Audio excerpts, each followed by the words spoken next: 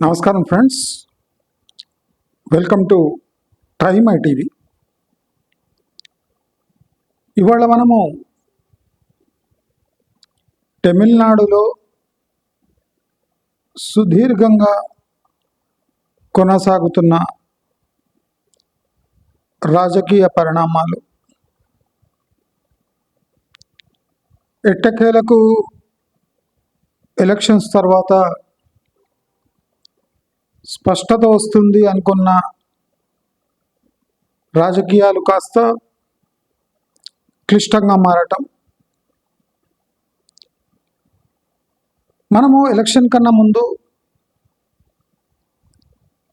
Exit poll surveys చూస్తే DMK మళ్ళీ తన పట్టు నిలుపుకుంటుంది. ఏఐఏడిఎంకే అపోజిషన్లో ఉండి తీరుతుంది. విజయ్కి కొద్దో గొప్ప సీట్లు వస్తాయి. యథాతథంగా తమిళనాడు రాజకీయాలు కొనసాగుతాయి అనే కంక్లూషన్కి వచ్చేసారు. నేను దీనిపై వీడియో ఎందుకు చేయలేదంటే, నాకు తమిళనాడు రాజకీయాలు తెలుసు కాబట్టి ఈ ఎలక్షన్ పరిణామాల తర్వాత కూడా నేను వీడియో చేయలేదు. కానీ అందరూ తమ నోటికి వచ్చినట్టు తమిళనాడు పరిణామాలను ట్విస్ట్ చేసి టైంపాస్ చేస్తూ ఉన్నారు. కానీ ట్రై మై టీవీ ఒక నిబద్ధత గల ఛానల్ కాబట్టి ప్రతి ఒక్క అంశాన్ని చాలా జాగ్రత్తగా పరిశీలించి, అసలు ఈ సంక్షోభం తమిళనాడులో ఎందుకు ఏర్పడ్డది, ఇది మనమందరము తెలుసుకోవాల్సిన ముఖ్యాంశం. అక్కడ గవర్నమెంట్ ఎవరు ఫామ్ చేస్తారు, ఫస్ట్ వాళ్ళు 5 ఏళ్ళు కొనసాగుతారా లేదా, అసలు ఈ రాజకీయాలు ఈ దుస్థితికి ఎందుకు పోయాయి. మనం రాజకీయ దుస్థితి అన్నప్పుడు విజయ్కి అన్ని సీట్లు రావడం రాజకీయ దుస్థితికి ఒక నిలువుటద్దం లాంటిది. చాలామంది తలపతికి అంటే విజయ్కి వచ్చిన సీట్లు చూసి మురిసిపోతున్నారు. 15-20 సీట్లు దక్కించుకుంటే తలపతి స్టేబుల్గా గవర్నమెంట్ ఫామ్ చేయొచ్చు. కానీ ప్రజల తీర్పు అన్ని రాజకీయ పార్టీలని సంక్షోభంలోకి నెట్టేశాయి. విజయ్కి 50 సీట్లు వచ్చుంటే పరిణామాలు వేరేగా ఉండేవి. కానీ విజయ్కి 100 సీట్లు దాటిచ్చారు. ఇక్కడే వచ్చింది ప్రాబ్లం. అందరూ 100 సీట్లు దాటగానే విజయ్ నెక్స్ట్ సీఎం అని ఊహించారు. కానీ ప్రాబ్లం ఏమంటే, విజయ్కి 100 సీట్లు వస్తాయని విజయ్కే తెలియదు. అంటే ఆయనకు కూడా ఆశ్చర్యం ఇది. అంటే ఎవరు పార్టీ స్థాపించాడో ఆయనకే ఊహకు అందని రిజల్ట్ వచ్చింది. ఇది అన్ని ప్రాబ్లమ్స్కి మూల కారణం. మనం ఏదైనా ఏ రోజు ఆ రోజు ఇన్ఫర్మేషన్ ఇచ్చి, ఎస్పెషలీ తెలంగాణకు ఆంధ్రాకు ఏ లాభం లేదు. క్లుప్తంగా అక్కడ జరుగుతున్న రాజకీయ పరిణామాల యొక్క సారం మనం గ్రహించాలి అంతే. ఇప్పుడు సెంటర్లో బీజేపీకి కానివ్వండి, డిఎంకే, ఏఐడిఎంకే, ఇంకా చిన్న పార్టీస్ కమల్ హాసన్ కానివ్వండి, ఎవరికైనా ఈ సీట్లు విజయ్కి రావడం ఒక యాక్సిడెంట్గా భావిస్తున్నారు. అంటే ఎలాంటి రాజకీయ ప్రవేశము, రాజకీయ చతురత లేని విజయ్ 100 సీట్లు తెచ్చుకోవడము అది ఆశ్చర్యం కాదు, హాస్యాస్పదం. అందుకోసం గవర్నర్ విజయ్ ఎన్నిసార్లు వెళ్ళినా తిరస్కరిస్తున్నాడు. On the floor of the house తేల్చుకోవచ్చు కదా అని చాలామంది అంటారు. కానీ గవర్నర్కి ఏం డౌట్ ఉందంటే on the floor of the house కూడా విజయ్కి మెజారిటీ రాదు అని బలమైన అభిప్రాయం గవర్నర్కి ఉంది.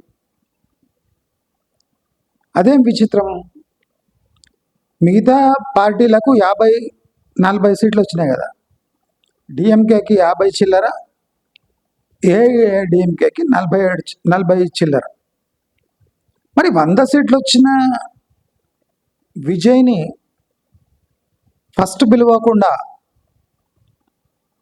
అది ఫ్లోర్లో టెస్ట్ చేయకుండా ఆపడం ఏంటి? ఇదే 100 సీట్లు డిఎంకేకి వచ్చుంటే, ఇదే 100 సీట్లు ఏఐఏడిఎంకేకి వచ్చుంటే తప్పకుండా గవర్నర్ ఒక ఛాన్స్ ఇచ్చేవారు. కానీ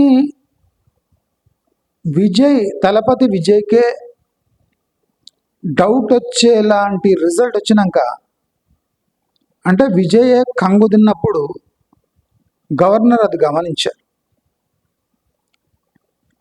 అంటే by stroke of luck or అప్పుడు ఆ mind set, people mind set ఉండటం వల్ల విజయ్కి ఓట్లు వచ్చాయి. అదే పరిపక్వత చెందిన రాజకీయ పార్టీ అయితే ఎప్పుడో గవర్నర్ గారు ఫ్లోర్ టెస్ట్ కోసం పిలిచేవారు. కానీ ఆ పరిపక్వత విజయ్లో లేదు అని గ్రహించిన గవర్నర్ నేను ఫ్లోర్ టెస్ట్ కోసం రెడీ అన్నా ఇవ్వడానికి రెడీగా లేడు. ఎందుకంటే ఆ చాణక్యం విజయ్లో లేదు అని గవర్నర్ స్పష్టంగా గుర్తుపట్టారు. దీంట్లో ఏ అన్యాయం జరుగుతలేదు. గవర్నర్ తను తీసుకోవాల్సిన న్యాయపరమైన డిసిషన్ తీసుకున్నారు. అయితే ఇక్కడ ఒక విజయ్కి ఆశ్చర్యకరమైన పరిణామం జరుగుతుంది. ఏఐఏడిఎంకే, డిఎంకే పొత్తుకు అంగీకరించాయి. మీరు గమనిస్తే డిఎంకే, ఏఐఏడిఎంకే పొత్తు అయి, సపోజ్ రేపు పొత్తు అయి ప్రభుత్వం అంటే నెలకొల్పే నంబర్స్ వాళ్ళ దగ్గర ఉంటే వాళ్ళు ఒక 3.5 సంవత్సరాలు, 4 సంవత్సరాలు, 3 సంవత్సరాలు దాటగలిగితే ఈ విజయ్లో ఉన్న ఎమ్మెల్యేలు దాదాపు ఒక 30-40% వీళ్ళ దిక్కు వచ్చే అవకాశాలు ఉన్నాయి. ఇది ఎవరు గమనిస్తలేరు. విజయ్ పార్టీలో ఫ్లోలో వచ్చేసారు, అనుకోకుండా ఎలక్ట్ అయిపోయారు, ఎమ్మెల్యేలు అయిపోయారు. అంటే విజయ్ చరిష్మా మాత్రమే ఇక్కడ పనికొస్తుంది అని గవర్నర్ కాదు అందరూ అదే భావిస్తున్నారు. అంటే ఇది ఒక temporary escalation of human emotion. అంటే సడన్గా ఒక ఎమోషన్ వచ్చి ఓట్లేశారు. ఎమోషన్ వచ్చేసినా, ఎమోషన్ లేకుండా ఓట్లేసినా ఓటే.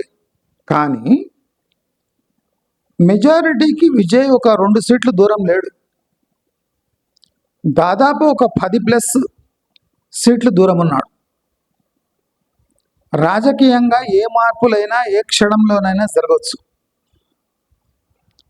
దానికి తగ పరిపక్వత ఈయన దగ్గర లేదు అని స్పష్టంగా అందరికీ తెలిసిపోయింది. ఎందుకంటే గవర్నర్ పిలవకుంటే, గవర్నర్ అపాయింట్మెంట్ ఇచ్చిన విజయ్ గవర్నర్ని కన్విన్స్ చేసే ఎబిలిటీ విజయ్ దగ్గర కనిపించలేదు. అది ప్రాబ్లం. ఏది గట్టిగా చెప్పలేకపోయాడు. అంటే ఫ్లోర్ టెస్ట్ వరకు వెయిట్ చేయడం కూడా టైం వేస్ట్ అనుకున్నాడు గవర్నర్. అంటే ఇవన్నీ చూస్తే మనం ఏం గమనిస్తున్నాం అంటే దేశంలో పరిపక్వత లేని ఓటర్లు ఎక్కడైనా ఉన్నారు అంటే అది తమిళనాడులో ఉన్నారు. కేరళలో either left or UDF, either UDF పోతారు లేదా లెఫ్ట్ పోతారు. ఒక 4 సీట్లు బీజేపీకి ఇచ్చారు. తమిళనాడులో చూడండి, బీజేపీ భయంకరమైన ప్రచారం చేసిన ఒక సీట్ వచ్చింది. అంటే 21-22 సీట్లలో పోటీ చేస్తే ఒక్క సీట్ వచ్చింది. అంటే ఇక్కడ ఓటర్స్ పాత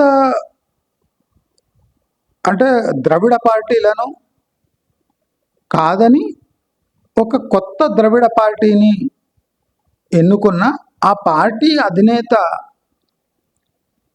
ఆ పార్టీని ముందర తీసుకోపోగలడా అనే పెద్ద డౌట్ వస్తుంది. విజయ్కి ఇంకో పెద్ద ముప్పు సెంట్రల్ గవర్నమెంట్ నుంచి ఉంది. ఆయన పార్టీ స్థాపించగానే 40 మంది తొక్కిసలాటలో చనిపోవడం అది ఒక క్రిమినల్ కేసు. ఆ కేసు పెట్టడం స్టేట్ వంత అయితే దాన్ని ముందుకు తీసుకుపోవడం సెంట్రల్ వంత అయింది. అంటే విజయ్ ప్రాణం అంటే చిలుక ప్రాణం ఈయన చేతిలో ఉన్నట్టు సెంట్రల్ గవర్నమెంట్ చేతిలో వచ్చేసింది. విజయ్ సానుకూలంగా బీజేపీ వైపు స్పందించుంటే పరిణామాలు వేరే ఉంటుండే. కానీ విజయ్ బీజేపీతో పొత్తు కలపలేడు. ఎందుకంటే బీజేపీకి ఒక స్థానమే వచ్చింది. బీజేపీకి ఒక 7-8 స్థానాలు వచ్చింటే ఇప్పటి వరకు విజయ్ చీఫ్ మినిస్టర్ అయిపోతుండే. కానీ బీజేపీకి ఒక స్థానం వచ్చింది. అంటే తమిళనాడులో బీజేపీపై వ్యతిరేకత ఎక్కువ ఉంది. అదే బీజేపీతో విజయ్ పొత్తు పెట్టుకున్నాడు లేదా వాళ్ళ మాట విన్నాడు అంటే ఆయనకున్న పరిపతి తమిళనాడులో పడిపోతుంది. కాబట్టి ఈ విజయ్ పార్టీకి ఆదరణ కరువైంది.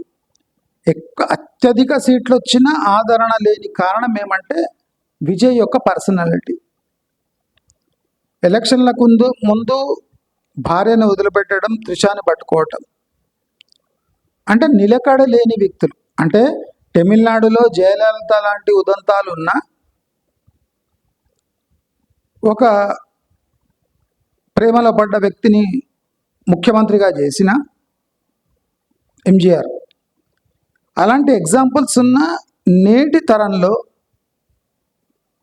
ఒక స్టేబుల్ మనిషి, ఒక ముఖ్యమంత్రి కాబోతున్న వ్యక్తి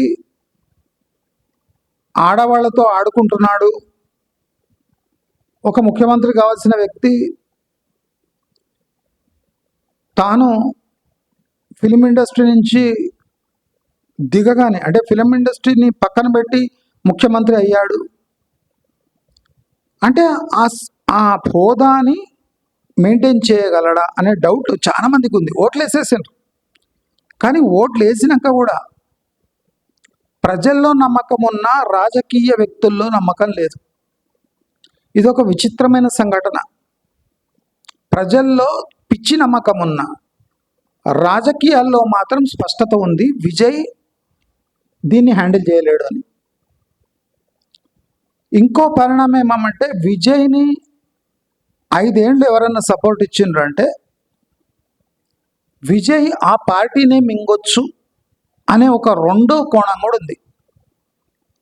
అంటే నెక్స్ట్ టైం ఇంకా పెద్ద మెజారిటీ పెంచుకొని విజయ్కి రాజకీయ పరిపక్వత లేకున్నా పాపులర్ ఫిగర్గా ఇంకో 5 years కొనసాగాడు అంటే అక్కడున్న ద్రవిడ పార్టీలకు సమాధి కట్టినట్టే.